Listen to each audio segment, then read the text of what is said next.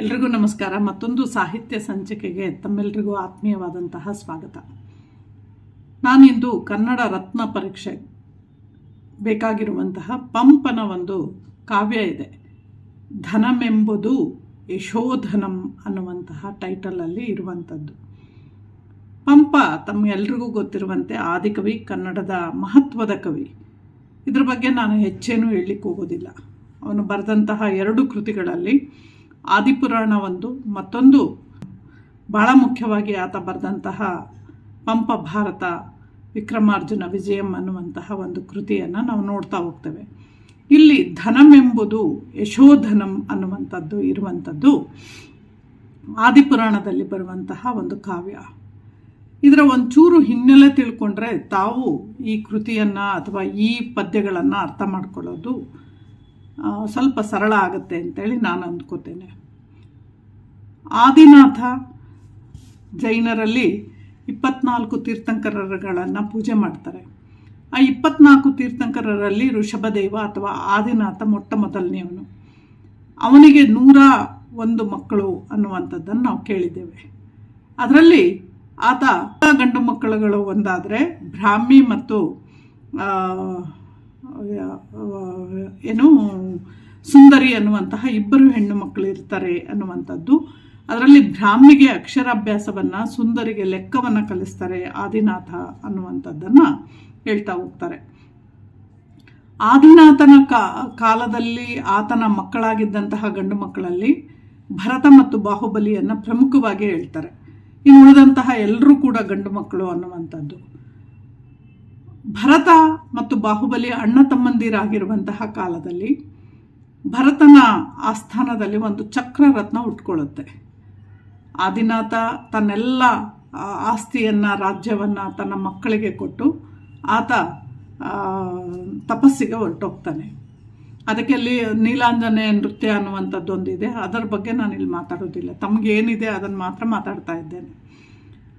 ಆ ಥರ ಆದಿನಾಥರು ಓದಾದ್ಮೇಲೆ ಇಲ್ಲಿ ಬಹಳ ಮುಖ್ಯವಾಗಿ ಆ ಋಷಭದೇವನ ಮಕ್ಕಳಾದಂತಹ ಭರತನ ಆಸ್ಥಾನದಲ್ಲಿ ಚಕ್ರರತ್ನ ಉಟ್ಕೊಳ್ಳುತ್ತೆ. ಚಕ್ರರತ್ನ ಉಟ್ಕೊಳ್ಳೋದೇನು ಅಂತಂದರೆ ಒಬ್ಬ ಚಕ್ರವರ್ತಿ ಆಗ್ತಾನೆ ಅನ್ನುವಂಥದ್ದನ್ನು ತೋರಿಸುವಂಥದ್ದು ಅಂತ. ಹಾಗೆ ಚಕ್ರರತ್ನ ಹುಟ್ಟಿಕೊಂಡ ನಂತರ ಅದು ಗೊತ್ತಾಗ್ತಿದ್ದಾಗೆ ಆತ ಎಲ್ಲ ಕಡೆಗೂ ಪತ್ರಗಳನ್ನು ಕಳಿಸಿ, ನೀವು ನನ್ನ ಸಾಮ್ರಾಜ್ಯಕ್ಕೆ ಮನ್ನಣೆಯನ್ನು ಕೊಡಬೇಕು, ಇಲ್ಲ ಅಂತಂದರೆ ನಾನು ಯುದ್ಧ ಮಾಡಲಿಕ್ಕೆ ಬರ್ತೇನೆ ಅನ್ನುವಂಥದ್ದು. ಅಶ್ವಮೇಧ ಯಾಗ ಮಾಡ್ತಾರಲ್ಲ ಹಾಗೆ.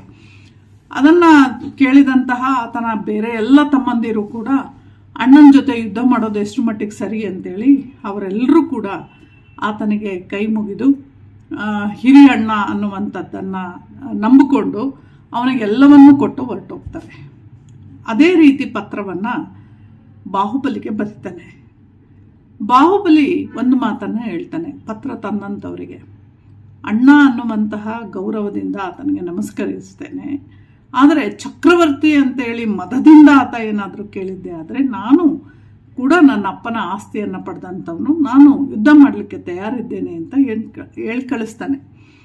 ಆ ಒಂದು ಪ್ರಸಂಗದಲ್ಲಿ ಬಂದಂತಹ ಈ ಕಾವ್ಯವನ್ನು ನೀವು ನೋಡ್ತಾ ಹೋಗ್ತೀರಿ. ಧನವೆಂಬುದೇನು ಯಶೋಧನಂ. ಯಶೋಧನ ಅಂದರೆ ದುಡ್ಡು ಅಥವಾ ಧನ ಅನ್ನುವಂಥದ್ದೇನು ಅಂತಂದರೆ ಅದು ಯಶಸ್ಸೇ ಧನ, ಬೇರೆ ಇನ್ಯಾವುದೂ ಅಲ್ಲ ಅನ್ನುವಂಥದ್ದನ್ನು ಇಲ್ಲಿ ಹೋಗ್ತಾರೆ. ಧನವೆಂಬುದು ವಿಭುಗೆ ಯಶೋಧನಂ, ಅದನ್ನಿಂತು ಅಳಿಪಿ ಕಳೆಪಿ ಕಿಡೆ ಮಾಡಿರ್ದ ಆತನ ಪಡೆದ ಧನಮೇದ ತರ ಧನಂ ಅದೇ ಥರ ಧನಂ ಅದರಿಂ ನಿಧನಮಂ ಐದರ್ ಪಲರ್ ಅರಸರ್ ಅನ್ನುವಂಥದ್ದನ್ನು ಹೇಳ್ತಾನೆ. ಅಂದರೆ ಏನು, ಅರಸನಿಗೆ ಯಶಸ್ಸು ಅನ್ನುವಂಥದ್ದೇ ಧನ. ಅದನ್ನು ಅಳಿಸಿ ಸಂಪಾದಿಸಿದ ಧನ ಎಂತಹ ಧನ, ಅದನ್ನೇನಾದರೂ ದುಡ್ಡು ಅಂತಾರ. ಬೇರೆಯವರನ್ನು ಗೋಳಾಡಿಸಿ ಅಥವಾ ಅದನ್ನೆಲ್ಲ ಕಳೆದು ಏನಾದರೂ ನೀನು ಸಂಪಾದಿಸಿದ ಹಣ ಏನಿದೆ ಅದು ಹಣ ಅಂತೇಳಿ ಹೇಳ್ತಾರ. ಆ ಧನದಿಂದ ಅನೇಕ ರಾಜರು ಕೂಡ ಈಗಾಗಲೇ ಸತ್ತೋಗಿದ್ದಾರೆ ಅನ್ನುವಂಥದ್ದನ್ನು ಪಲರ್ ಅರಸರ್ ಬೇಕಾದಷ್ಟು ಜನ ಅರಸರುಗಳು ಸತ್ತೋಗಿರುವಂತಹ ಉದಾಹರಣೆ ನಮ್ಮ ಮುಂದಿದೆ ಅನ್ನುವಂಥದ್ದು. ಧನವೆಂಬುದು ವಿಭುಗೆ ಯಶೋಧನ. ವಿಭು ಅಂತಂದರೆ ಅರಸನಿಗೆ. ಪಿರಿಯಣ್ಣಂಗೆ ಎರಗುವುದೆಂ ಪರಿಭವಮೇ ಕೀರೆ ನೆತ್ತಿಯೋಳ್ ಬಾಳಂ. ನೋಡಿ ಎಂಥ ಅದ್ಭುತ ಮಾತು. ಕೀರೆ ನೆತ್ತಿಯೋಳ್ ಬಾಳಂ ನೀರ್ನೆರಂ ಮೂರೇ ಅಚಲದಿನ್ ಎರಗಿಸಲಿರೆ ಭರತಂಗೆ ಎರಗುವೆ ಎರಕಮಂ ಅಂಜುಮೆ ಅಲ್ತೆ. ನೋಡಿ, ಅಣ್ಣ, ಪಿರಿಯಣ್ಣ, ದೊಡ್ಡ ಅಣ್ಣ ಅಂತೇಳಿ ಆತನಿಗೆ ತಲೆಬಾಗುವುದೇನು ನನಗೆ ಅವಮಾನ ಅಲ್ಲ. ಎರಗುವುದೇ ಪರಿಭವಮೇ, ಅದು ಅವಮಾನ ಅಲ್ಲ. ಕಿರೆ ನೆತ್ತಿಯೋಳ್ ಬಾಳಂ ನಿರ್ನೆರಮೂರೇ. ನೋಡಿ, ಅವನೇನಾದರೂ ನನ್ನ ನೆತ್ತಿಯ ಮೇಲೆ ಕತ್ತಿಯಿಂದ ಗೀರಿ ಅಕಾರಣವಾಗಿ ಛಲದಿಂದ ತಲೆಬಾಗಿಸಕ್ಕೆ ಹೊರಟಿದ್ದಾನೆ. ಅದರಿಂದ ಭರತಂಗೆ ಎರಗುವೆ ಎರಗಮಂ ಅಂಜುಮೆ ಅಲ್ತೆ. ಅಂಥವನಿಗೆ ಎರಗೋದು ಅಂಜುಬುರ್ಕತನ ಅಥವಾ ನಾನೊಬ್ಬ ಹೇಡಿ ಅಂತೇಳಿ ಅನ್ನಿಸ್ಕೊಳ್ಳೋದಿಲ್ವೇ? ಅವನಿಗೆ ಪಿರಿಯಣ್ಣ ಅಂತೇಳಿ ನಮಸ್ಕಾರ ಮಾಡೋದು ನನಗೇನು ಅವಮಾನ ಅಲ್ಲ. ಆದರೆ ನನ್ನ ತಲೆಯ ಮೇಲೆ ಕತ್ತಿಯನ್ನಿಟ್ಟು ನೀನು ನಮಸ್ಕಾರ ಮಾಡು ಅಂತ ಹೇಳಿದ್ದೆ ಆದರೆ ಅದು ನನ್ನಂತಹ ರಾಜನಿಗೆ ಅವಮಾನ ಅಲ್ವಾ ಅಂತೇಳಿ ಬಾಹುಬಲಿ ಹೇಳುವಂತಹ ಮಾತಿದು. ಅಂದರೆ ಆ ಪತ್ರ ಬಂದಿರುತ್ತಲ್ಲ, ಆ ಪತ್ರದ ನಂತರ ಆತ ಯೋಚನೆ ಮಾಡುವಂತಹ ಮಾತುಗಳನ್ನು ಇಲ್ಲಿ ನಾವು ನೋಡ್ತಿದ್ದೀವಿ. ಆನಂತರದಲ್ಲಿ ಹೇಳ್ತಾನೆ, ವಿನಯಮಂ ಎರಕುಮಂ ಅಪ್ಪುದು ಸನಾಬಿಗಳ್ ಸಂಗತಗಳ್ ಅಪ್ಪೊಡೆ ಪೆಸರ್ಗೊಂಡನ್ ಇನಿತರೊಳ್ ಎನ್ನಂ ಸೈರಿಸಯನೆ ಭರತಂಗೆ ಎರಗಿ ಲೋಕದಿಂ ನಗಿಸುವೆನೆ. ನೋಡಿ, ವಿಷಯುಮೊಮ್ಮೆ ಎರಕುಮಂ ಅಪ್ಪುದು ಸನಾಬಿಗಳು. ದಾಯಾದಿಗಳು ಸಂಗತರಾಗಿ ಸ್ನೇಹದಿಂದಿದ್ದರೆ ಅವರಲ್ಲಿ ವಿನಯ ಇರುತ್ತೆ, ಪ್ರೀತಿ ಇರುತ್ತೆ, ಅದು ಕೂಡ ಯೋಗ್ಯವಾಗಿರುತ್ತೆ. ಆದರೆ ಭರತ ನನ್ನ ಹೆಸರನ್ನು ಹೇಳಿದರೆ ಸಾಕು, ಯಾವುದನ್ನು ಸಹಿಸ್ಕೊಳ್ಳೋಕ್ಕೆ ಅವನಿಗೆ ಇಷ್ಟ ಇಲ್ಲ. ಆದ ಕಾರಣ ಅವನಿಗೆ ನಾನು ಯಾರು, ಬಾಹುಬಲಿ, ತಲೆಬಾಗಿ ಇದ್ರೆ ಜನ ನಗೋದಿಲ್ವೇ ನನ್ನ ನೋಡಿ, ನನ್ನ ಹೆಸರು ಕಂಡ್ರೆ ಅವನಿಗಾಗೋದಿಲ್ಲ. ನೋಡಿ, ವಿನಯಮುಂ ಎರಕಮುಂ ಅಪ್ಪುದು ಸನಾಬಿಗಳು. ವಿನಯದಿಂದ ಅವರಿಗೆ ನಮಸ್ಕಾರ ಮಾಡೋದ್ರಿಂದ ಎಲ್ಲರೂ ಕೂಡ ಸಂತೋಷ ಪಡ್ತಾರೆ ಮತ್ತು ಪ್ರೀತಿಯಿಂದ ಇರ್ತಾರೆ ಅನ್ನುವಂತಹ ಮಾತು. ಪೆಸರ್ಗೊಡೆ ಇನಿತೂರ್ ಎನ್ನಂ ಸೈರಿಸಯ್ಯನೆ. ನನ್ನನ್ನು ಕಂಡ್ರೆ ಅವನಿಗಾಗೋದಿಲ್ಲ. ಅಂಥವನಿಗೆ ನಾನೇನಾದರೂ ನಮಸ್ಕಾರ ಮಾಡಿದ್ದೆ ಆದರೆ ಅಥವಾ ಅವನು ಹೇಳಿದ್ದನ್ನು ಒಪ್ಕೊಂಡಿದ್ದೆ ಆದರೆ ಲೋಕ ನನ್ನನ್ನು ನೋಡಿ ನಗೋದಿಲ್ವೇ ಅನ್ನುವಂತಹ ಮಾತನ್ನು ಇಲ್ಲಿ ಬಾಹುಬಲಿ ಹೇಳ್ತಾ ತನಗೆ ತಾನೇ ಮಾತಾಡ್ಕೋತಾ ಇರುವಂತಹ ಮಾತುಗಳು. ದೊರೆಯಲ್ಲದಂಗೆ ನುಡಿಯುವುದು ಪುರುಳಿಲ್ಲದ ಮಾತು ಎಮ್ಮೊಳಂ ನುಡಿಯುವುದೇ ಪೇಳ್ ಎರಲೆಗೆ ಪಾಡುವ ಗೋರಿಯನ್ ಅರಣ್ಯದೊಳ್ ಮೃಗ ವಿರೋಧಿಗಂ ಪಾಡುವುದೇ. ಎಂಥ ಅದ್ಭುತ ಹೋಲಿಕೆಯನ್ನು ಕೊಡ್ತಾನೆ ಅಂತ. ಸಮರ್ಥನಲ್ಲದವನ ಹತ್ರ ಅರ್ಥವಿಲ್ಲದ ಮಾತನ್ನ ಆಡಲಿಕ್ಕೆ ಸರಿನಾ? ನಾವು ನನ್ನೊಡನೆ ಹಾಗೆ ಮಾತಾಡ್ಬೋದು. ನಾನೊಬ್ಬ ವೀರ, ಅವನು ತಮ್ಮ, ನಾನೇನು ಅಂತ ಅವನಿಗೆ ಗೊತ್ತಿದೆ, ಅಂಥವನು ನನ್ನ ಹತ್ರ ಈ ರೀತಿ ಮಾತುಗಳನ್ನು ಆಡೋದು ಸರಿನಾ? ಜಿಂಕೆಯನ್ನು ಹಿಡಿಯೋದಕ್ಕೆ ಸಿಂಹದ ಎದುರಿಗೆ ಏನೋ ಜಿಂಕೆ ಹಿಡಿಯೋದಕ್ಕೆ ಒಂದು ಹಾಡನ್ನು ಹೇಳಿದ್ರೆ ಅದು ಕೇಳಿಸ್ಕೊಳ್ಳುತ್ತೇನೋ, ಆದರೆ ಸಿಂಹವನ್ನು ಹಿಡಿಲಿಕ್ಕೆ ಒಂದು ಹಾಡು ಹೇಳಿದ್ರೆ ಏನಾದರೂ ಕೇಳಿಸ್ಕೊಳ್ಳುತ್ತಾ? ಅಂದರೆ ಬಾಹುಬಲಿ ಸಿಂಹ ಅನ್ನುವಂತಹ ಮಾತು. ದೊರೆಯಲ್ಲದಂಗೆ ನುಡಿಯುವುದು ಪುರುಳಿಲ್ಲದ ಮಾತನ್ನು ಎಮ್ಮೊಳಂ ನುಡಿಯುವುದೇ. ದೊರೆ ರಾಜ ಅಲ್ದವನಿಗೆ ಇಂಥ ಮಾತುಗಳನ್ನೆಲ್ಲ ಹೇಳಿದ್ದಿದ್ರೆ ಅವನು ಕೇಳಿಸ್ಕೊತಿದ್ದೇನೋ. ಎಮ್ಮೊಳಗೆ, ನನ್ನೊಳಗೆ ಅಂದರೆ ಬಾಹುಬಲಿಗೆ ಇಂಥ ಮಾತಾಡ್ತಾನ. ಪೇಳ್ ಎರಲೆಗೆ ಪಾಡುವ ಗೋರಿಯನ್.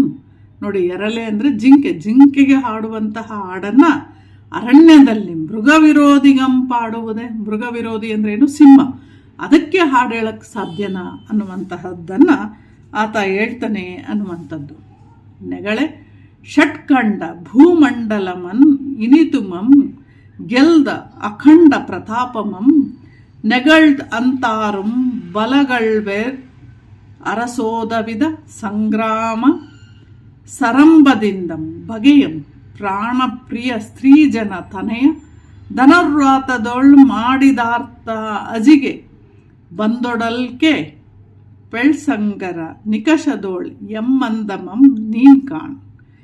ಕಳಿಸ್ತಾ ಇದ್ದಾನೆ, ಅವನ ದೂತನಿಗೆ ಕಳಿಸುವಂತಹ ಮಾತು. ಎಲೆ ದೂತ, ಈ ಪ್ರಸಿದ್ಧವಾದ ಷಟ್ಕಂಡಲ ಮಂಡಿತವಾದಂತಹ ಭೂಮಂಡಲವನ್ನೆಲ್ಲ ಗೆದ್ದು ಅತಿ ಪ್ರತಾಪಶಾಲಿಯಾದಂತಹ ಪ್ರಸಿದ್ಧನಾಗಿರುವ ಭರತ ತನ್ನ ಪ್ರಾಣ ಪ್ರಿಯರಾದ ಮಹಿಳೆಯರ ಮುಂದೆ ಅಥವಾ ಹೆಣ್ಣು ಮಕ್ಕಳ ಮುಂದೆ ಮಕ್ಕಳ ಮೇಲೂ ಹಣದ ಮೇಲೂ ಆಸೆ ತೋರಿ ಅವನು ಇಡೀ 6 ಷಟ್ಖಂಡಲ ಸಮೇತನಾಗಿ ಸಂಗರದ ಹೊರಗಲ್ಲಿನಲ್ಲಿ ನನ್ನನ್ನು ಬಂದು ಎದುರಿಸ್ಲಿಕ್ಕೆ ಹೇಳು. ನನ್ನೀ ಪರಾಕ್ರಮದ ಅಂದವನ್ನು ಅವನು ಕೂಡ ಕಣ್ಣಾರೆ ನೋಡಲಿ ಅನ್ನುವಂತಹ ಮಾತನ್ನು ಹೇಳ್ತಾನೆ. ನೆಗಳ್ದೆ ಷಟ್ಖಂಡ ಭೂಮಂಡಲಮನ್ ಇನೀತು ಗೆಲ್ದ ಅಖಂಡ ಪ್ರತಾಪಮಂ ನೆಗಳ್ದ ಅಂತಾರುಂ ಬಲಗೊಳ್ವೆರ ಅರಸರೋವಿದ ಸಂಗ್ರಾಮಂ ಸರಂಬದಿಂದಂ ಬಗೆಯಂ.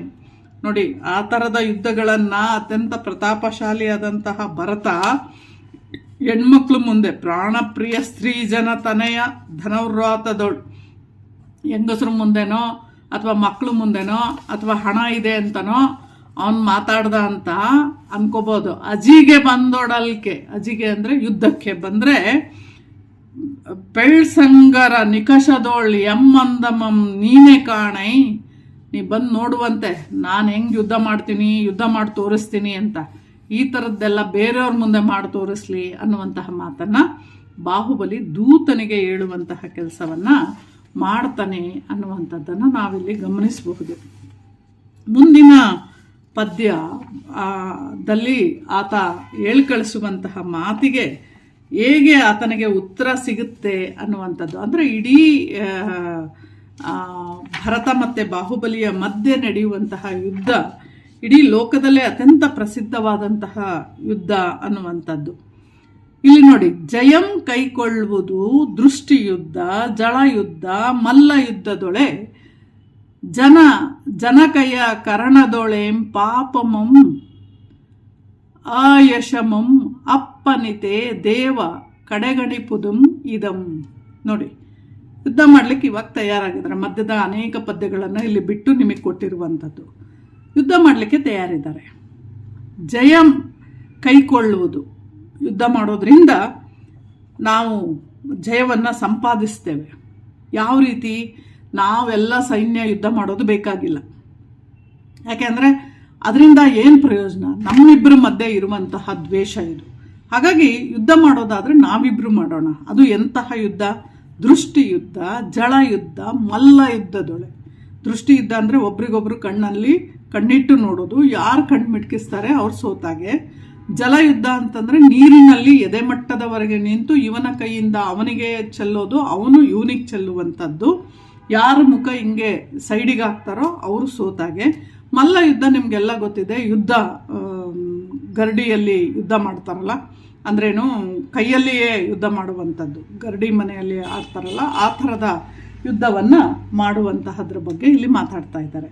ಹಾಗಾಗಿ ಅಂತಹ ಇದನ್ನು ಮಾಡಲಿಕ್ಕೆ ಭರತೇಶ್ವರ ದೃಷ್ಟಿಯುದ್ಧ, ಜಲಯುದ್ಧ, ಮಲ್ಲ ಯುದ್ಧಗಳಿಂದಲೇ ಜಯವನ್ನು ಸಂಪಾದಿಸ್ಬೋದು. ಜನ ವಿನಾಶ ಮಾಡುವುದನ್ನು, ಪಾಪನೂ ಅಪಯಶಸ್ಸು ನಮಗೆ ಬರುತ್ತೆ. ಆದ್ದರಿಂದ ಯುದ್ಧ ಮಾಡೋದನ್ನು ಬಿಟ್ಟುಬಿಡು, ನಾವಿಬ್ಬರು ಬೇಕಾದರೆ ಮಾಡೋಣ, ಎಲ್ಲರೂ ಸೇರಿಸ್ಕೊಂಡು ಯುದ್ಧ ಮಾಡೋದು ಬೇಕಾಗಿಲ್ಲ ಅನ್ನುವಂತಹ ಮಾತನ್ನು ಇಲ್ಲಿ ಹೇಳ್ತಾನೆ. ಇದು ಭಾಳ ಮುಖ್ಯವಾದ ಮಾತು. ಮಹಾಭಾರತದ ಯುದ್ಧದಲ್ಲಿ 18,000 ಅಕ್ಷೋಹಿಣಿ ಸೈನ್ಯ ಸೇರಿಕೊಂಡು ಅವರೆಲ್ಲರ ಸಾವುಗಳನ್ನು ನಾವು ನೋಡುವಂತಹ ಕಾಲಘಟ್ಟದಲ್ಲಿ ಬಾಹುಬಲಿ ಮತ್ತು ಭರತನ ಯುದ್ಧ ಹೇಗಿದೆ ಅಂದರೆ ಅವರಿಬ್ಬರ ಮಧ್ಯೆಯೇ ಯುದ್ಧ ನಡೀತಾ ಇರುವಂಥದ್ದು. ಅದು ಜಲಯುದ್ಧ ಮತ್ತು ದೃಷ್ಟಿಯುದ್ಧ, ಜಲಯುದ್ಧ ಮತ್ತು ಇದ್ರ ಯುದ್ಧವನ್ನು, ಮಲ್ಲ ಯುದ್ಧವನ್ನು ನಾವು ನೋಡ್ತೇವೆ ಅನ್ನುವಂತಹ ಮಾತನ್ನು ಇಲ್ಲಿ ಹೇಳ್ತಿರುವಂಥದ್ದು. ಇದು ಬಹಳ ಮುಖ್ಯವಾಗಿ ಉಳಿಯುವುದು ಭುಜಬಲದ ಅಳವಂ ಪಳಿಲನೆ ಕೊಳೆ ಹೀನ ಬಲನನ್ ಅಧಿಕ ಬಲಂ ತೊತ್ತಲ್ ಅಳಿದವೆನ್ನೆಂಬ ಲೋಕದ ಪಳೆ ಪೋರ್ದದೆ ಮಾಣೆ ಧರ್ಮಯುದ್ಧಂ ಒಳಸಿಗಂ. ಈ ಮಾತನ್ನು ಭಾಳ ಚೆನ್ನಾಗಿ ಹೇಳ್ತದೆ. ತೋಳ್ಬಲದ ಬಲ್ಮೆಯನ್ನು ಬಿಟ್ಟುಬಿಡು, ನಾ ಗೆಲ್ತೀನಿ ಅನ್ನುವಂತಹ ನಿನ್ನ ತೋಳ್ಬಲ ಏನಿದೆ ಅದನ್ನು ಬಿಟ್ಟುಬಿಡು. ತೋಳ್ಬಲವನ್ನು ತೋರಿಸಿದರೆ ನಾನು ಒಸಕಿ ಆಗ್ತೀನಿ ಅನ್ನೋದು ಲೋಕನಿಂದ ನನಗೆ ಬರದೇ ಇರಲಿ. ಆದ್ದರಿಂದ ಧರ್ಮಯುದ್ಧವನ್ನು ಮಾಡು. ನೀನು ನಾನು ಕತ್ತಿಯನ್ನು ಇಟ್ಕೊಂಡು ಯುದ್ಧ ಮಾಡ್ಬೋದು, ಅದರಿಂದ ನನ್ನ ತೋಳ್ಬಲವನ್ನು ನಾನು ತೋರಿಸ್ಬೋದು. ಆ ಅಣ್ಣನನ್ನು ಕೊಂದ ಅನ್ನುವಂಥ ಅಪವಾದ ನನಗೆ ಬರೋದು ಬೇಡ. ಹಾಗಾಗಿ ನಾವಿಬ್ಬರು ದೃಷ್ಟಿ ಯುದ್ಧ, ಮಲ್ಲ ಯುದ್ಧ ಮತ್ತು ಇದರನ್ನು ಯುದ್ಧವನ್ನು ಮಾಡೋಣ ಅನ್ನುವಂಥದ್ದನ್ನು ಆತ ಹೇಳ್ತಾನೆ ಅಂತ ಎಂದು ನುಡಿದು ಒಡಂಬಡಿಸಿ ಧರ್ಮಯುದ್ಧವನ್ ಉಭಯ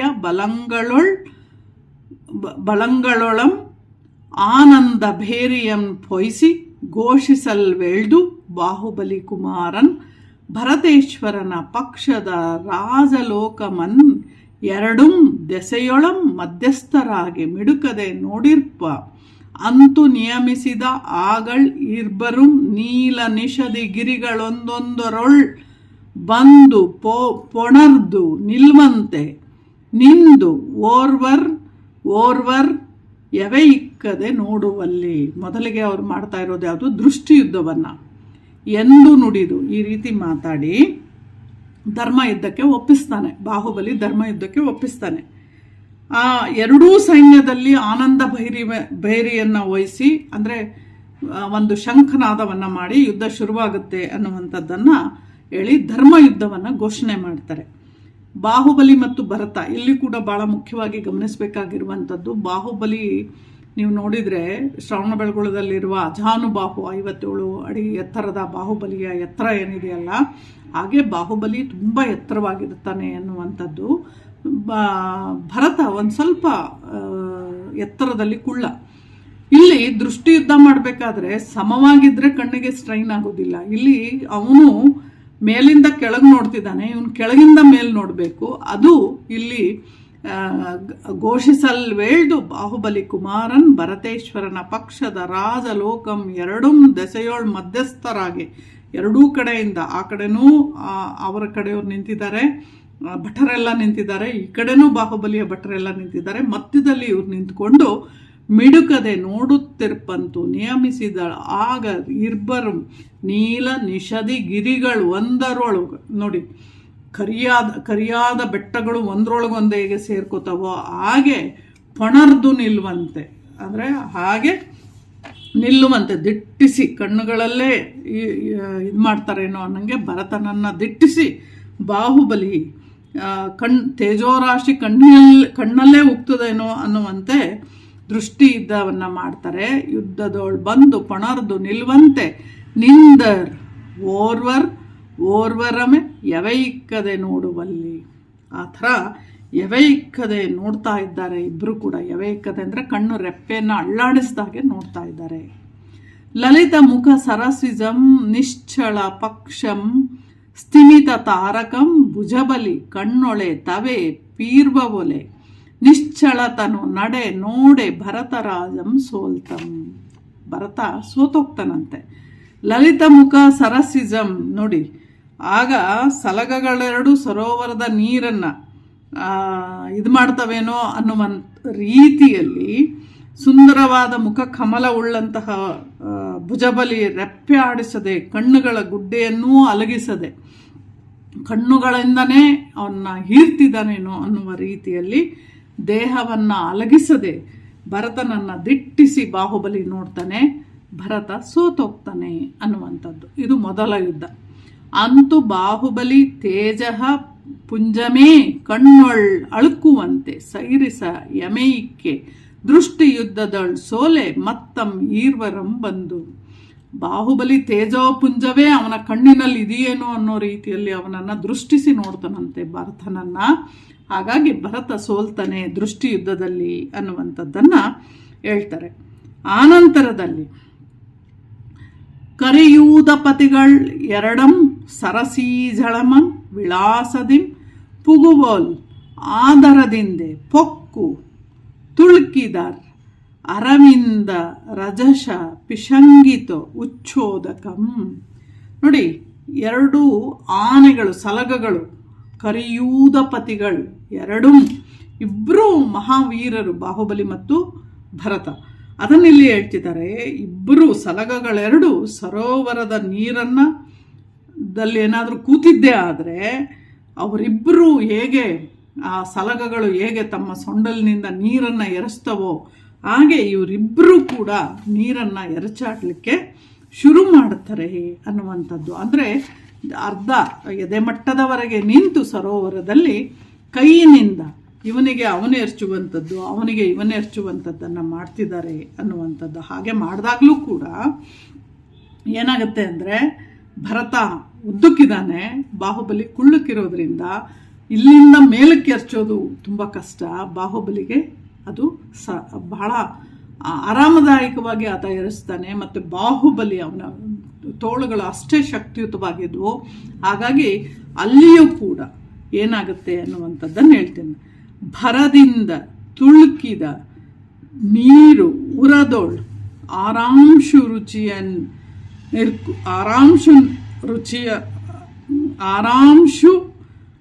ರುಚಿಯನ್ನಿರ್ಕು ಉಳಿರ್ಗೊಳೆ ದುರ್ಧರ ಜಳಯುದ್ಧಮಂ ಆದಮೆ ಪರಿಭವಂ ಚಕ್ರವರ್ತಿಗಿತ್ತಿತ್ ಆಗಳ್. ಪರಿಭವ ಸೋತ ಮತ್ತೆ ಭರತ. ಏಕೆ ಅಂದರೆ ಭರದಿಂದ ತುಳುಕಿದ, ವೇಗದಿಂದ ತುಳುಕಿದಂತಹ ನೀರು ಬಾಹುಬಲಿಯ ಎದೆಯ ಮೇಲೆ ಮುತ್ತಿನ ಹಾರದ ಕಿರಣಗಳ ಕಾಂತಿಯನ್ನು ಸೂಸ್ತಿದಾವೇನೋ ಅನ್ನಂಗೆ ನೀರಿನ ಹನಿಗಳು ಕಾಣಿಸ್ತಾ ಇದ್ವಂತೆ. ಆದರೆ ಜಲಯುದ್ಧದಲ್ಲಿ ಭರತ ಚಕ್ರಿಗೆ ವಿಶೇಷವಾಗಿ ಸೋತೋಗ್ತಾನೆ. ಯಾಕಂತಂದರೆ ಅವನ ಕೈಲಿ ಆಗೋದಿಲ್ಲ ಅನ್ನುವಂಥದ್ದನ್ನು ಅಲ್ಲಿ ಹೇಳ್ತಾರೆ. ಅಂತೂ ಬಾಹುಬಲಿ ಕರಿರಾನುಕಾರಿಯಪ್ಪ ಬಾಹುಗಳಿಂದ ತುಳುಕಿದ ನೀರ್ಗೆ ಮೊಗಂ ಒಡ್ಡಿ ಮೊಗಂ ಸೋಲ್ವುದು ಕುಮಾರಂಗೆ ಘೋಷಿಸುವ ಜಯಘೋಷಣೆಯಂ ಕೇಳಲ್ ಆರದೆ ಮಣಿಮಯ ಕಿರೀಟದೊಗ್ರವಿ ಸ್ಫುರಿತಿತ ಸಂಚೋಳಿಕ ಕನಕಾಚಳ ಮನೇ ಪೋಲ್ತು ಮಲ್ಲ ಯುದ್ಧದಳು ಬಂದು ಪೊಣರ್ದು. ನೋಡಿ, ಹೀಗೆ ಬಾಹುಬಲಿ ಆನೆಯ ಸೊಂಡಿಲನ್ನು ಹೋಲುವ ತನ್ನ ತೋಳುಗಳಿಂದ ಚೆಲ್ಲಿದ ನೀರಿಗೆ ಭರತನ ಮುಖ ಓರೆಯಾಗಿ ಆತ ಸೋಲನ್ನು ತಂದ್ಕೋತಾನೆ.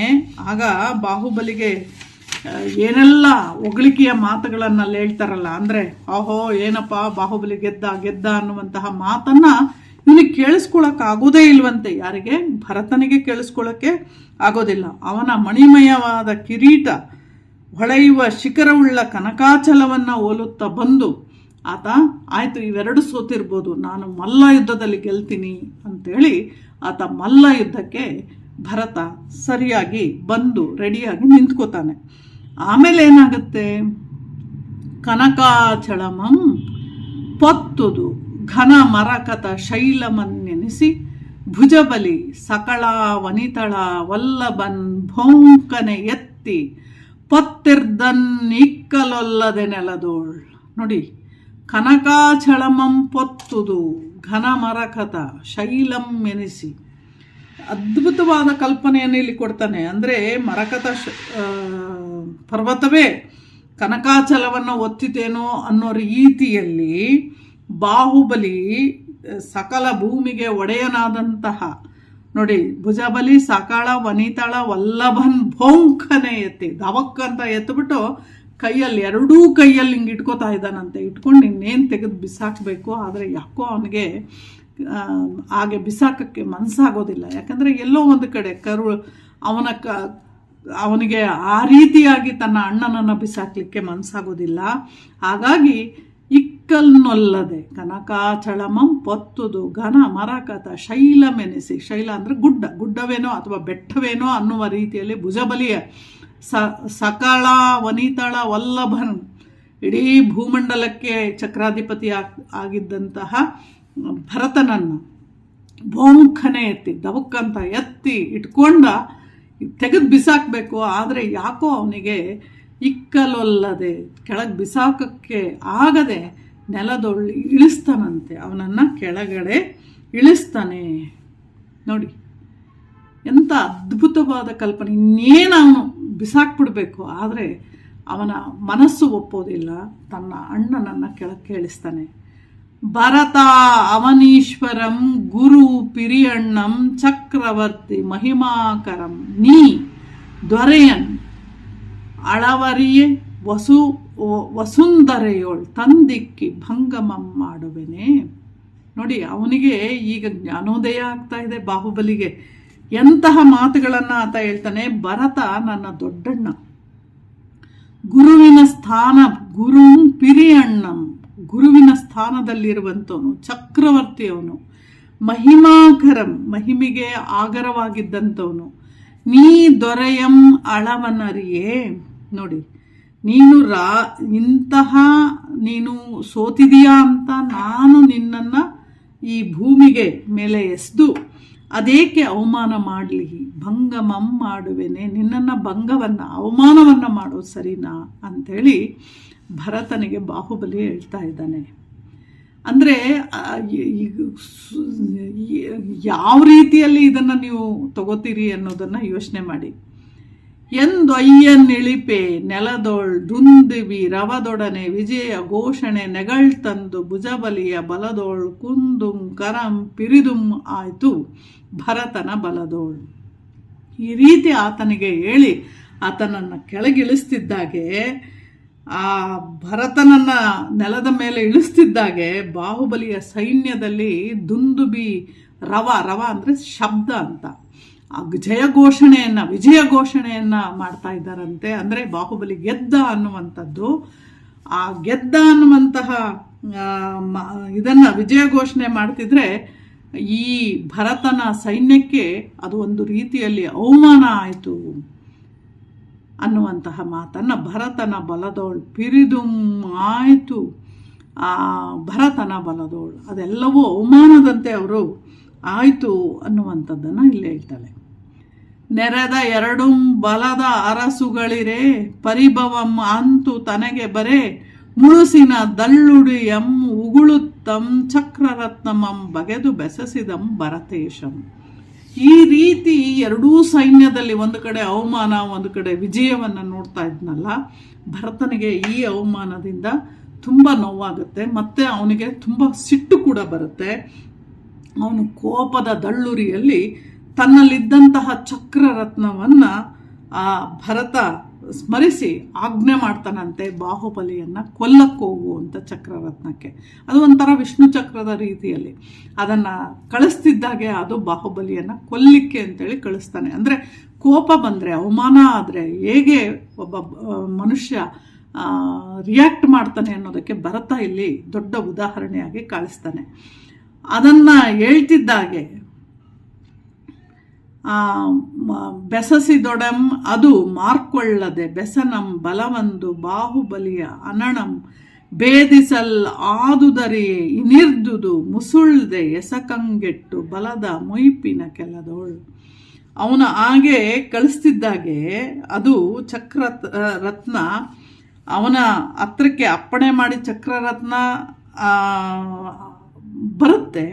ಆದರೆ ಬಾಹುಬಲಿಯನ್ನು ಕೊಲ್ಲೋದಿಲ್ಲ, ಆತನನ್ನು ಪ್ರದಕ್ಷಿಣೆ ಮಾಡಿ ಅವನನ್ನು ಪಕ್ಕದಲ್ಲಿ, ಬಲಭುಜದ ಪಕ್ಕದಲ್ಲಿ ಅದು ನಿಂತ್ಕೊಳ್ಳುತ್ತೆ. ಬೆಸಸಿದೊಡೆ ಹೇಳ್ತಿದ್ದಾಗೆ ಅದು ಬರುತ್ತೆ, ಆದರೆ ಬಾಹುಬಲಿಯನ್ನು ಕೊಲ್ಲೋದಿಲ್ಲ, ಅವನ ಬಲಭಾಗದಲ್ಲಿ ಬಂದು ನಿಂತ್ಕೊಳ್ಳುತ್ತೆ. ಇಲ್ಲಿ ಇದು ನೋಡಿ ನೆಕ್ಸ್ಟು ರಿಯಾಕ್ಷನ್ನು, ಬಾಹುಬಲಿಗಾದಂತಹ ಮಾತುಗಳು ಇದೆಯಲ್ಲ, ಇದು ಅದ್ಭುತವಾದ ಪಂಪನ ಕಲ್ಪನೆ ಅನ್ನುವಂಥದ್ದು. ಬಾಹುಬಲಿ ಏನು ಬೇಕಾದ್ರೂ ಮಾಡ್ಬೋದಾಗಿತ್ತು, ಆದರೆ ನೆಕ್ಸ್ಟ್ ನೋಡಿ, ಕಳೆದಿಡುವುದು ಕಷ್ಟ ಭೂತಳ ರಾಜ್ಯ ವಿಮೋಹಮಂ ಅಚಿರ ರುಚಿ ಸಂಚಳ ಮಿಂತವು ಅಳವು ಗಿಡಿಸಿದುದು ಮನುಕುಲ ತಿಳಕನಂ ಖಳ ಮಹೀಶರಂ ಉಳಿದವರಳವೇ.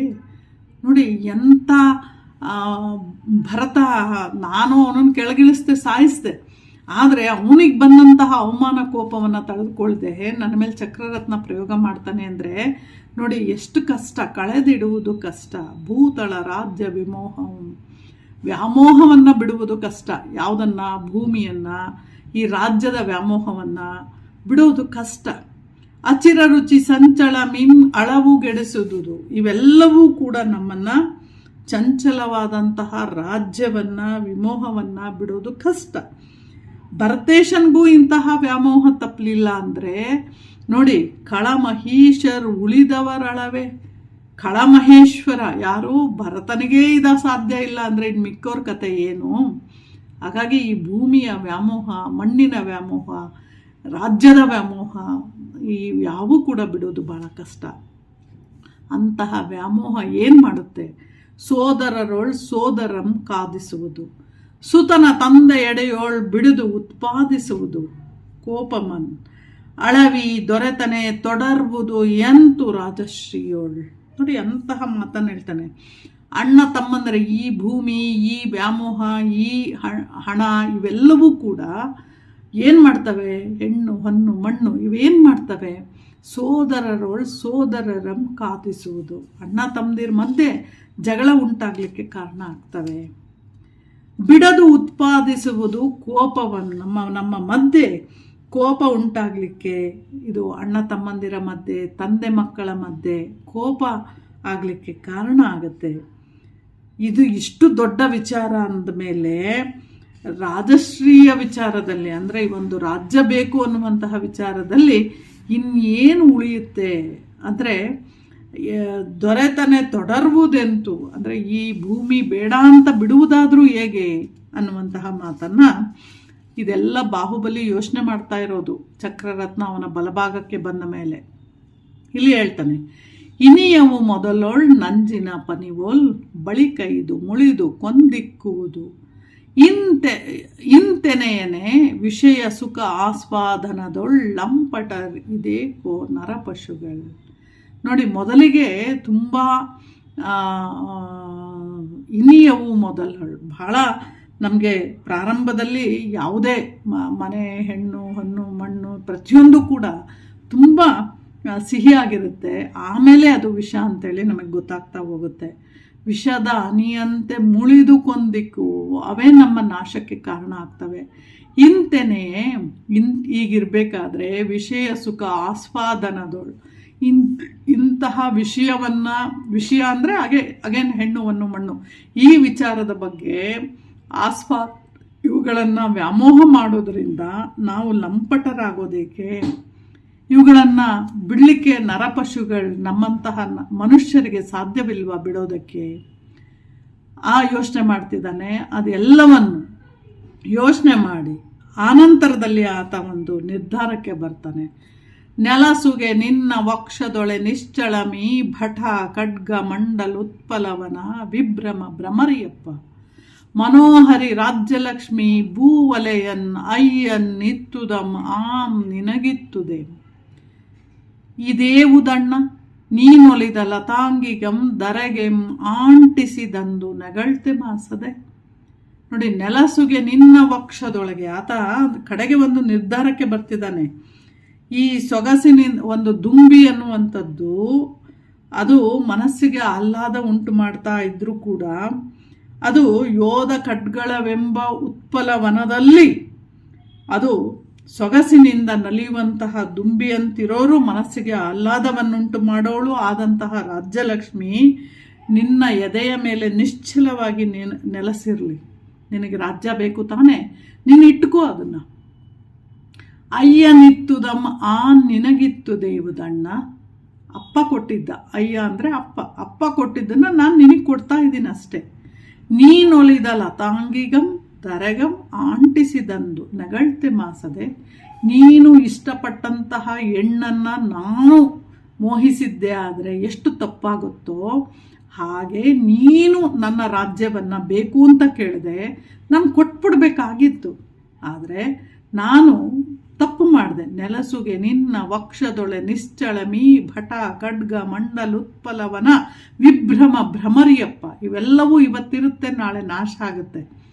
ಅಂತಹ ಮನೋಹರಿ ರಾಜ್ಯಲಕ್ಷ್ಮಿ ಭೂವಲಯನ್, ಅಂತಹ ಇವತ್ತಿದ್ದು ನಾಳೆ ನಾಶವಾಗುವಂತಹ, ನನ್ನಿಂದ ದೂರವಾಗುವಂತಹ ಇಂತಹ ರಾಜ್ಯಲಕ್ಷ್ಮಿಯನ್ನು ನಾನು ಅಪ್ಪ ಕೊಟ್ಟಿದ್ದ, ಅದನ್ನು ನಾನು ನಿನಗೆ ಕೊಟ್ಬಿಡ್ಬೇಕಾಗಿತ್ತು, ಕೊಡಬೇಕು ಕೂಡ, ನಾನು ಕೊಡ್ತೇನೆ.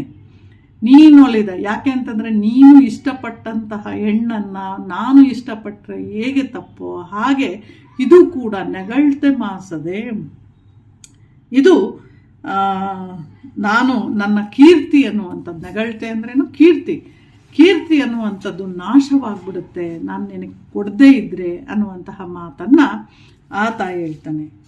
ನಂತರದಲ್ಲಿ ಹೇಳುವಂತಹ ಮಾತು, ಅವಧರಿಸಿದೆ ನಿನ್ನೊಳ್ ಪಿರಿದು ಅವಿನೇಯಂ ನಗಳ್ದ ದೋಷಮಂ ತಪದೊಳ್ ನೀಗುವೆನು ಅಸಾದಾಗ್ರಹಮಂ ಬಿಸುಡುವುದು ಓರ್ಮೆಗೆ ಮರೆಯುವುದೆನ್ನ ದುರ್ವಿಳಸಮಂ. ಅವನು ತಪ್ಪಾಯ್ತು ಅಂತ ಕೇಳ್ಕೊತಿದ್ದಾನೆ. ಗೆದ್ದಿರುವಂತಹ ಬಾಹುಬಲಿ ಭರತನಲ್ಲಿ ಕೈ ಮುಗಿದು ಕೇಳ್ಕೊತಾ ಇದ್ದಾನೆ, ಅವಧರಿಸದೆ ನಿನ್ನೋಳು, ನಾನು ನಿನ್ನ ವಿಷಯದಲ್ಲಿ ಅವಿನಯದಿಂದ ಅಥವಾ ಸೊಕ್ಕಿಂದ ನಡ್ಕೊಂಡಿದ್ದು, ಪಿರಿದು ಅವಿನಯಂ ಯೋಚನೆ ಮಾಡಿದೆ, ಯೋಚಿಸ್ಬೇಕಾಗಿತ್ತು, ನಾನು ಕೊಟ್ಬಿಡ್ಬೇಕಾಗಿತ್ತು, ಯೋಚಿಸಿದೆ ನಾನು ಮಾಡಿದಂತಹ ಇಂತಹ ತಪ್ಪನ್ನು ನೀನು ದಯವಿಟ್ಟು ಕ್ಷಮಿಸು. ನೆಗಳ್ದ ದೋಷಮ, ಮಾಡಿದ ದೋಷವನ್ನು ನಾನು ತಪಸ್ಸು ಮಾಡಿ ನೀಗುವೆ, ಅದನ್ನು ಕಳ್ಕೊಳ್ಳಿಕ್ಕೆ ಪ್ರಯತ್ನ ಪಟ್ಟಿದ್ದೀನಿ. ಅಸಾದಾಗ್ರಹಂ ಬಿಸುಡುವುದು ಓರ್ಮೆಗೆ. ನೋಡಿ ಎಂತಹ ಈ ಮನಸ್ಸಿನಲ್ಲಿ ಇರುವಂತಹ ನನ್ನ ಮೇಲಿನ ಕೋಪವನ್ನು ದಯವಿಟ್ಟು ನೀನು ಅಸಾದಾಗ್ರಹಮಂ ಬಿಸುಡುವುದು ಓರ್ಮೆಗೆ, ನನ್ನ ಮೇಲೆ ನಿನಗೆ ಎಂಥದೇ ದ್ವೇಷ ಇರಲಿ ಕೋಪ ಇರಲಿ ದಯವಿಟ್ಟು ಬಿಟ್ಟು ಬಿಡು. ಮರೆಯುವುದನ್ನು ದುರ್ವಿಳಸಮಂ, ನಾನು ಮಾಡಿದಂತಹ ಕೆಟ್ಟ ಕೆಲಸ ಅಂತ ತಿಳ್ಕೊಂಡು ನೀನು ಇದನ್ನೆಲ್ಲ ಮರೆತು ಬಿಡು. ನಾನು ಮಾಡಿದ ತಪ್ಪಿಗೆ ನಾನು ತಪಸ್ಸನ್ನು ಮಾಡಿ ಇದೆಲ್ಲವನ್ನು ನೀಗಿಕೊಳ್ತೇನೆ ಅನ್ನುವಂತಹ ಮಾತನ್ನು ಇಲ್ಲಿ ಬಾಹುಬಲಿ ತನ್ನ ಅಣ್ಣನಾದಂತಹ ಭರತನಿಗೆ ಹೇಳ್ತಾ ಇದ್ದಾನೆ. ಎಂದು ಬಾಹುಬಲಿ ಕುಮಾರಂ ತಪಶ್ಚರಣ ನಿಶ್ಚಯಮನ್ ಆದಾಗಳ್.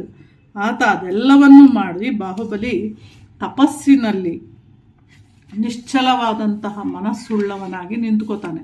ತಪಸ್ಸು ಮಾಡೋದಂದ್ರೇನು? ತನ್ನ ಇಡೀ ದೇಹದಲ್ಲಿದ್ದಂತಹ ಬಟ್ಟೆ ಗಿಟ್ಟೆ ಎಲ್ಲವನ್ನು ಬಿಚ್ಚಿಟ್ಟು ಬೆತ್ತಲನಾಗಿ ನಿಂತುಕೊಂಡು ಆತ ಆ ಭೂಮಿಯಲ್ಲಿ ನಿಂತುಕೊಂಡು ತಪಸ್ಸನ್ನು ಮಾಡಲಿಕ್ಕೆ ಶುರು ಮಾಡ್ತಾನೆ. ಈಗ ಇಲ್ಲಿ ಭರತನ ಮನದಲ್ಲಿ ನಡೆದಂತಹದ್ದ ಏನಿದೆ ಅದನ್ನು ಕಡೆಯ ಪದ್ಯದಲ್ಲಿ ಹೇಳ್ತಾರೆ. ಮನದೊಳ್ ಮುಂಪುದಿ ಇರ್ದ ಕೋಪಮನ್ ಇಂತು ತೋಳ್ದಾಗಳ್ ಎತ್ತೆತ್ತಗೆ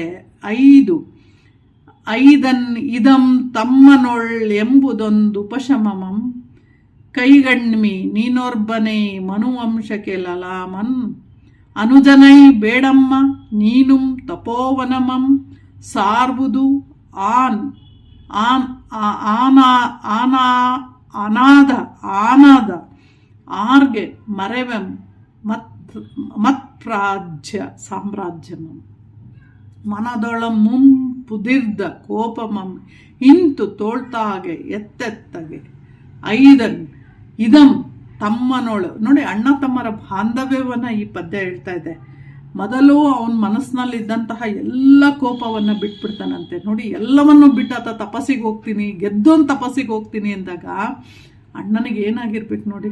ಅವಾಗ ಅವನು ಹೇಳ್ತಾನಂತೆ, ನಾನು ಎಲ್ಲನೂ ಬಿಟ್ಬಿಟ್ಟು ನಾನು ತಪಸ್ಸಿಗೆ ಹೋಗ್ಬೇಡ, ನೀನು ಕೋಪ ಎಲ್ಲವನ್ನ ನಾನು ಬಿಟ್ಬಿಡ್ತಿದ್ದೀನಿ, ನನ್ನ ಒಡ ಹುಟ್ಟಿದಂತಹ ತಮ್ಮನ ಬಗೆಗೆ ನಾನು ಏನು ಮಾಡಿದೆ, ಇದು ಸರಿನಾ ಅಂತ ಪಶ್ಚಾತ್ತಾಪದಿಂದ ಅವನು ನೋಡು ನೀನೊಬ್ಬನೇ ಮನುವಂಶಕ್ಕೆ, ಆ ಮಾತನ್ನು ಇಲ್ಲಿ ಹೇಳ್ತಾನೆ, ನೀನೊರ್ಬನೈ ಮನುವಂಶಕ್ಕೆ ಲಲಾಮನ್ ಅನುಜನೈ ಬೇಡಮ್ಮ ನೀನು ತಪೋವನಂ ಸಾರ್ವುದಂ ಆಧಾರ್ಗೆ ಮರೆವಂ. ಇದು ತಪ್ಪು, ಇದು ನೀನು ಈ ಮನುವಂಶಕ್ಕೆ ಲಲಾಮ ತಿಲಕಪ್ರಾಯನಾದಂತಹ ತಮ್ಮ, ನೀನೂ ತಪಸ್ಸಿಗೆ ಹೋಗಬೇಡ. ಯಾಕೆಂದರೆ ಅಪ್ಪ ಹೋಗಿದ್ದಾನೆ, ಬೇರೆ ತಮ್ಮಂದಿರೆಲ್ಲ ತಪಸ್ಸಿಗೆ ಹೊರಟೋಗಿದ್ದಾರೆ. ಹಾಗಾಗಿ ಈ ಯಾರಿಗಾಗಿ ನೋಡಿ ಮೆರೆವೆಂ ಮತ್ಪ್ರಾಜ್ಯ ಸಾಮ್ರಾಜ್ಯಮಂ, ಈ ಸಾಮ್ರಾಜ್ಯ ಇಷ್ಟು ದೊಡ್ಡ ಸಾಮ್ರಾಜ್ಯವನ್ನು ಕಟ್ಕೊಂಡು ನಾನು ಹೆಂಗೆ ಮೆರಿಲಿ, ಎಲ್ಲರನ್ನ ನಾನು ತಪಸ್ಸಿಗೆ ಕಳಿಸಿ ಇದನ್ನು ಮೆರಿಲಿಕ್ಕೆ ಸಾಧ್ಯವಿದೆಯಾ ಅನ್ನುವಂತಹ ಪ್ರಶ್ನೆಯನ್ನು ಎತ್ತುತ್ತಾನೆ. ಇದು ನಿಮಗಿರುವಂತಹ ಪದ್ಯ. ನಾನು ತುಂಬ ಡೀಟೇಲ್ ಆಗಿ ಹೋಗದೆ ಕೇವಲ ಪದ್ಯಗಳನ್ನು ಮಾತ್ರ ತಮಗೆ ಗೊತ್ತಾಗಲಿ ಅಂತ ಹೇಳಿದ್ದೀನಿ. ಇದರ ಪೂರ್ತಿ ಸಾರಾಂಶ ಇಷ್ಟೆ. ಒಬ್ಬ ಗೆದ್ದಂತಹ ಭರತ ಮತ್ತು ಬಾಹುಬಲಿಯಲ್ಲಿ ಇದ್ದಂತಹ ಒಂದು ಸಂಬಂಧ, ಜೊತೆಗೆ ಅವರಿಬ್ಬರೂ ಕೂಡ ನಡೆದುಕೊಂಡಂತಹ ರೀತಿ, ಇದು ಮನುಷ್ಯರಿಗೆ ಇರಬೇಕಾದಂತಹ ರೀತಿಯನ್ನು ಹೇಳುವಂತಹ ಪಂಪನ ಒಂದು ಕಲೆ. ನಾವು ಹೇಗಿರಬೇಕು, ಹೇಗೆ ಬದುಕಬೇಕು ಈ ಜಗತ್ತಿನಲ್ಲಿ ಅನ್ನುವಂಥದ್ದನ್ನು ಹೇಳ್ತಾ ಇರುವಂಥದ್ದು. ಬಹಳ ಮುಖ್ಯವಾಗಿ ನಾವು ದುಡ್ಡಿದ್ರೆ ನಮಗೆ ಎಲ್ಲವೂ ಆಗುತ್ತೆ ಅನ್ಕೋತೀವಿ. ಇತ್ತೀಚಿನ ಸನ್ನಿವೇಶಗಳನ್ನು ನೀವೆಲ್ಲ ಗಮನಿಸ್ತಾ ಇದ್ದೀರಿ. ದುಡ್ಡಿದ್ದು ಏನು ಮಾಡಲಿಕ್ಕೆ ಸಾಧ್ಯ ಅನ್ನುವಂಥದ್ದು. ಆದರೆ ಯಾವುದನ್ನು ನಾವು ಗಳಿಸ್ಕೋತೀವಿ, ಈ ಜಗತ್ತಿನಲ್ಲಿ ಬಂದು ಹೋಗೋದ್ರಲ್ಲಿ ಎಷ್ಟು ಜನರನ್ನು ಗಳಿಸ್ಕೋತೀವಿ ಅನ್ನೋದು ಭಾಳ ಮುಖ್ಯ. ಅಂತಹ ಗಳಿಕೆಯನ್ನು ಹೇಗೆ ನಾವು ಕಳ್ಕೋತೀವಿ ಅನ್ನೋದು 2 ನಿಮಿಷದಲ್ಲಿ ಕಳ್ಕೊಂಬಿಡ್ಬೋದು. ಅದನ್ನು ಇಲ್ಲಿ ಭರತ ಮತ್ತು ಬಾಹುಬಲಿಯ ಮಧ್ಯದ ಈ ಒಂದು ಸಂಘರ್ಷದ ಸಂದರ್ಭದಲ್ಲಿ ಒಂದು ನೋಡಿ, ಯುದ್ಧವನ್ನು ಮಾಡದೆ ಅವರೆಲ್ಲರೂ ಬೇಕಾದರೆ ಯುದ್ಧಕ್ಕೆ ನಿಲ್ಲಿಸ್ಬೋದಾಗಿತ್ತು. ಆದರೆ ಇದು ನಮ್ಮಿಬ್ಬರ ಮಧ್ಯೆ ಇರುವಂತಹ ದ್ವೇಷ, ನಮ್ಮಿಬ್ಬರ ಮಧ್ಯೆ ಇರುವಂತಹ ಕೋಪ, ಇದನ್ನು ನಾವೇ ಮಾಡ್ಕೊಳ್ಳೋಣ ಅಂತೇಳಿ ಅವರು ಅಲ್ಲಿಗೆ ಬಂದು ನಿಲ್ಲುವಂಥದ್ದು.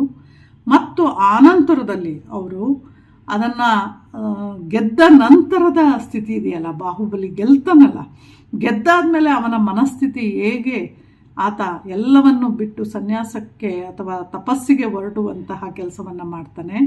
ಅದನ್ನು ನೋಡಿದಂತಹ ಭರತನಿಗೆ ಆದಂತಹ ದುಃಖ ಮತ್ತು ನೋವನ್ನು ಕೂಡ ಇಲ್ಲಿ ಕೊಡ್ತಾನೆ. ಅಂದರೆ ಯಾವುದನ್ನು ಆತ ಭರತ ಸಂಭ್ರಮಿಸಬೇಕಿತ್ತು ಅಂತಹ ಸಂಭ್ರಮ ಮಾಡಲಿಕ್ಕೆ ಸಾಧ್ಯವೇ ಇಲ್ಲದಂತಹ ಸ್ಥಿತಿ ನೋಡಿ. ಮಹಾಭಾರತದ ಯುದ್ಧದಲ್ಲೂ ಪಾಂಡವರು ಕೌರವರು ಕಡೆಗೆ ಯುದ್ಧ ಮಾಡಿ ಪಾಂಡವರು ಮಾತ್ರ ಉಳ್ಕೋತಾರೆ, ಅವರ 5 ಜನ ಮಕ್ಕಳೂ ಸತ್ತೋಗ್ತಾರೆ. ಎಲ್ಲವೂ ಹೋಗಾದ್ಮೇಲೆ ತಾಯಿ ಕೂಡ ಗಾಂಧಾರಿ ಜೊತೆ ಕಾಡಿಗೆ ಹೋಗ್ಲಿಕ್ಕೆ ಅಂತೇಳಿ ಕುಂತಿ ನಿಂತಾಗ ಈ ಸಾಮ್ರಾಜ್ಯವನ್ನು ಗೆದ್ದು ಯಾರು ಇಲ್ಲಿ ಖುಷಿ ಪಡಬೇಕಾಗಿದೆ ಅನ್ನುವಂತಹ ಮಾತನ್ನು ಧರ್ಮರಾಯ ಹೇಳ್ತಾನೆ. ಹಾಗೆ ಇದು ಕೂಡ ಯಾವುದನ್ನು ಖುಷಿ ಪಡಬೇಕು, ಯಾರದೋ ನೋವಿಗೆ, ಯಾರದೋ ಸೋಲಿಗೆ, ಯಾರದೋ ಅವಮಾನಕ್ಕೆ ನಾವು ಖುಷಿ ಪಡಬೇಕಾ, ಇದು ಸರಿನಾ ಅನ್ನುವಂತಹ ಅನೇಕ ಪ್ರಶ್ನೆಗಳನ್ನು ಈ ಕಾವ್ಯ ಹೇಳ್ತಾ ಹೋಗುತ್ತೆ. ಈ ಕಾವ್ಯದಿಂದ ನಾವೇನು ಕಲಿತೀವಿ ಅಂದರೆ ಇಂಥದ್ದನ್ನೆಲ್ಲ ಕಲಿಬೇಕು ಅನ್ನೋದಕ್ಕೋಸ್ಕರನೇ ಈ ಪಠ್ಯವನ್ನು ನಿಮ್ಗೆ ಇಟ್ಟಿರೋದು.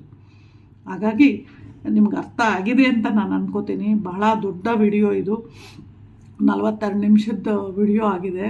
ದಯವಿಟ್ಟು ನೀವು ಕೇಳಿಸ್ಕೊಳ್ಳಿ. ನಿಮ್ಗೆ ಅರ್ಥ ಆದ ರೀತಿಯಲ್ಲಿ, ನನಗೆ ಅರ್ಥ ಆದ ರೀತಿಯಲ್ಲಿ ನಾನು ತಿಳಿಸುವ ಪ್ರಯತ್ನ ಮಾಡಿದ್ದೇನೆ. ನಮಸ್ಕಾರ.